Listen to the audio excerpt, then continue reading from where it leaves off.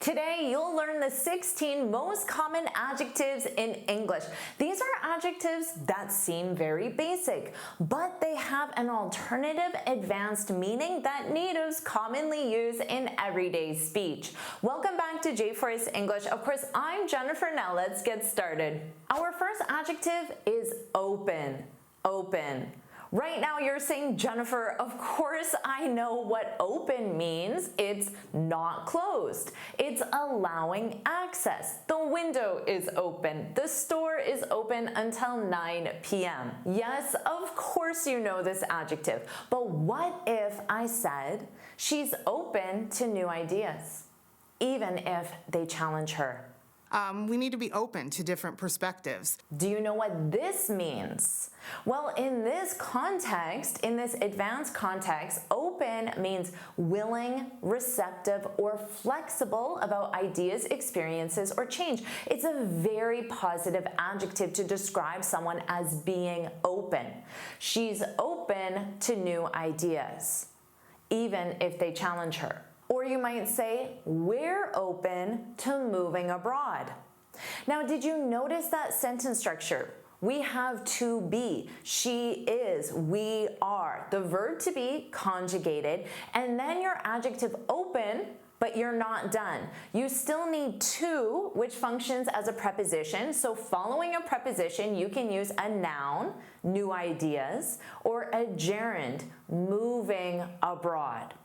So thinking about this adjective and the sentence structure, I hope you're thinking, I'm open to speaking English in public, which means you're willing to do that. Does that describe you? If it does, put that's right, put that's right in the comments. And don't worry about taking notes. I summarize everything in a free lesson PDF. You can find the link in the description. Right now, if you're thinking, Jennifer, what is an adjective? It is simply a word that is used to describe or give more information about a noun or a pronoun. The adjective provides information such as what kind, which one, or how much. Now for placement, it's commonly used before a noun. So you might say the open window let in the breeze. So you're describing the window. But it can also come after a linking verb. The window is, that's your linking verb, and then your adjective, open. It still describes the window, but it comes after. Those are the two common placements. And as you'll learn in this lesson, one adjective, like open, can have literal and abstract meanings depending on context. And if you want to ask me questions about this or other confusing grammar topics, and if you want to submit written and spoken exercises for personalized feedback and correction, you can do that when you join my premium coaching program, the Finally Fluent Academy. You can find the link in the description to learn more. Our next adjective is closed. Of course, you know that this means not open or shut. The window is closed. The store is closed today. Now, just like with open, this has an advanced meaning that means not willing to discuss, accept, or change. But you need to add another word. You need to say closed-minded. So instead of just saying closed, you say closed-minded. My boss is so closed-minded, which means he's not willing to consider new ideas. Number two, it causes you to be closed-minded. It's also very common to take open and simply make that negative. So the structure is to be, not open to, and then a noun or gerund. So you might say, even though the position is much better, my husband isn't open to moving abroad. Let's review on. Of course, the basic meaning is operating. The TV is on, or you can say, leave the light on. In an advanced way, this means active, happening, or in progress. So native speakers very commonly will send a text message or call someone and ask, are we still on tonight? Are we still on tonight? So this means we had some sort of plan, maybe to go to the movie, and I want to confirm that plan is still happening. Are we still on tonight? Hey, are we still on for the Beyonce concert Friday night? This is also commonly used in a professional context. The meeting is on for next week. This means the meeting is happening. It's confirmed. Let's review off. Of course, in a basic way, not operating. The light is off. The TV was off when I got home. In an advanced way, this means not right or strange. It's very common to say something like, she's been acting a little off lately. She's been acting a little off lately. So if I record my next video and I'm not smiling at all, and I'm speaking very softly with no emotion the entire video, you might say, Jennifer's a little off. Like if Sean is acting a little bit off, I can check in with him. Or to express some doubt about something, if an explanation doesn't seem right or it seems strange, you can say something feels off about that story or about that explanation. Or we can use this in a cooking context. I always ask my husband, does the fish smell off to you? For some reason, I'm very paranoid about eating fish that isn't fresh. So I always ask, does the fish smell off to you? Which means strange, not right. Let's review messy. Messy. Hopefully you know in a basic way, this means not clean or organized. I can say, please ignore my messy desk if I have papers on my desk everywhere. Or I can say the kitchen got messy after dinner. In an advanced way, this means complicated or emotionally difficult, and native speakers use this a lot. You might say, she's going through a messy breakup. So you can say she's going through a breakup because adjectives are not required. They give additional information, in this case about the breakup. A breakup is when a relationship, a romantic relationship, permanently ends. Describing it as messy means it's complicated. There's a lot of emotions involved. A messy breakup. She's going through a really messy breakup. Or you might say, I'm in a messy situation. So again, I'm in a situation, the adjective provides more information. I'm in a messy situation at work. My best friend and I are both applying for the promotion.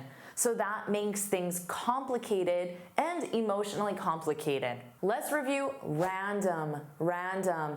In a basic way, this means without a pattern. So you can say the numbers were completely random. 1, 7, 300, 14 million. It's random. Or the songs are playing in a random order, not a specific order. In a more advanced way, this means unexpected or out of context. This word is part of my daily speech. I might say something like, he showed up at my office totally random. Totally random. It means I wasn't expecting him, and it was also quite unusual for him. He's not someone that normally would come to my office, so even without a specific appointment, it was unexpected. Totally random. Or if your friend says to you, I signed up for an archery class, you might reply back and say, that's random, because your friend has never expressed any interest in archery or taking a new class, so it is out of context, unexpected. That's random. I was dropped on my head as a kid. That's so random. Let's review supportive. Supportive. In a basic way, this means physically holding something up or helping it stay in place. I might say the chair has a supportive back, so it physically holds up my back. Or these shoes are very supportive, so they keep my foot in a supportive way. In an advanced way, this means emotionally or personally encouraging someone. My manager was very supportive during my training. So my manager encouraged me, said positive things, made me feel like I was capable, supportive. Everyone was always very supportive. Or you might say it's easier to take risks when the people around you are supportive. Let's review practical. Practical. In a basic way, this means focused on what works in real life, not theory. We need a practical solution, not a perfect one. So one that works in the real world based on our situation. And I always give my students practical example sentences. I give you sentences that you can take what I said and use it in the real world, and you will sound natural because the example is practical. Now, in an advanced way, this means realistic, sensible, and not overly emotional or idealistic. She's very practical about money and budgeting.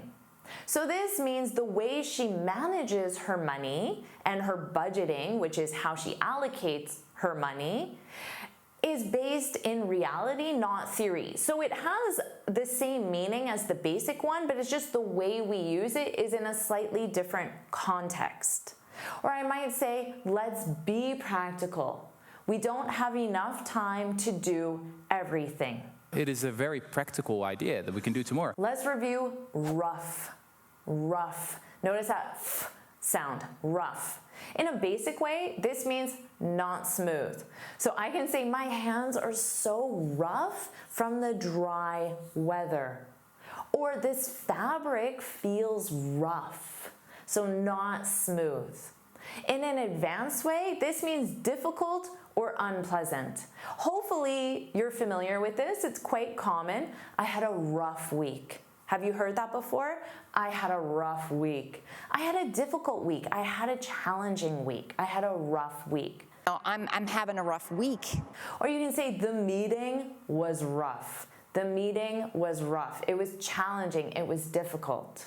I also commonly use this as a reply when someone shares a situation that sounds challenging or difficult. So if my friend says, I have to work a 12-hour shift tonight, maybe she's a nurse, and I reply back and say, oh, that's rough. That's rough. That's difficult. That's challenging. That's rough. Let's review tight. You may know that this means firmly fixed, not loose. Make sure the screws are tight. Or this lid is so tight, I can't get it off. In an advanced way, this means limited or strict. So you can say, I'm on a tight schedule today. Have you said that before? I'm on a tight schedule today. This means you have very limited time to do the things that you need to get done. It was on a very tight schedule. Or you might say, money's a little tight this month. Have you heard a native say that? Money's a little tight this month. It means it's limited. You need to be strict on the way you allocate it, you use it. Money's a little tight. Let's review heavy. Of course, you know this means weighing a lot. This box is heavy. Or it took two of us to carry the heavy suitcase. So here you're describing the suitcase. In an advanced way, this means serious or emotionally intense. You might say, that was a heavy conversation. If you and your friend sit down and you talk about what your life will be like in 50 years, or what might happen in the future if one of you gets an illness. That's a heavy conversation. That's a serious conversation. Or maybe you say the lecture addresses heavy topics. So heavy topics could be topics that are quite serious, controversial, highly debated, heavy topics. I know this topic can feel a little heavy. The opposite of heavy is light. In the basic way, of course, not heavy. This suitcase is light. She prefers light bags when traveling. And in the advanced way is also the opposite. So it means not serious, more relaxed. So if your friend wants to have a heavy conversation about a war taking place, you might say, let's keep the conversation light. Let's keep the conversation light. so not serious. The first thing I would tell you to do is go into that party and just make light conversation with everybody. Or you might say, I prefer light comedies to heavy dramas.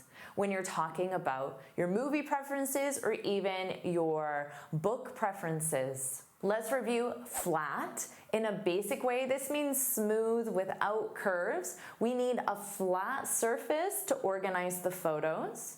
Or we got a flat tire and missed our flight. So in this case, a flat tire is a tire where the air is out because of a puncture or a hole. Now, in an advanced way, this means dull, lacking emotion. His voice sounded flat.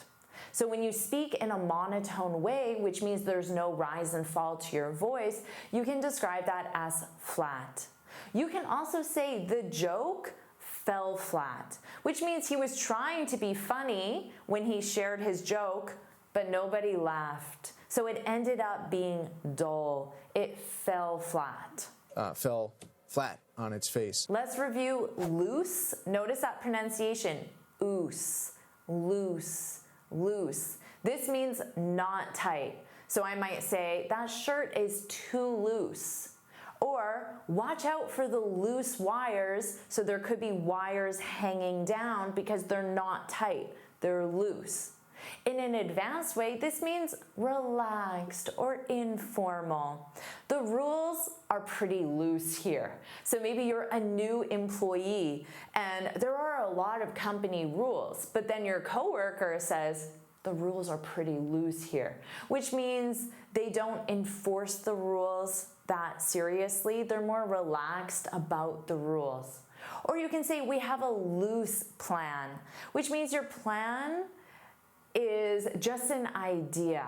You have some ideas, but it's more relaxed. You're willing to consider other things. You're open to other ideas. You're open to doing something differently. We have a loose plan.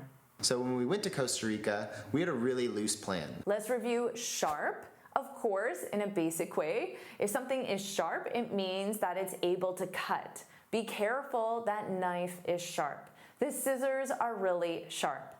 In an advanced way, this means intelligent or quick. She's very sharp. He gave a sharp answer. I'm snapping because that's how fast the person was able to answer a difficult question. She's very sharp.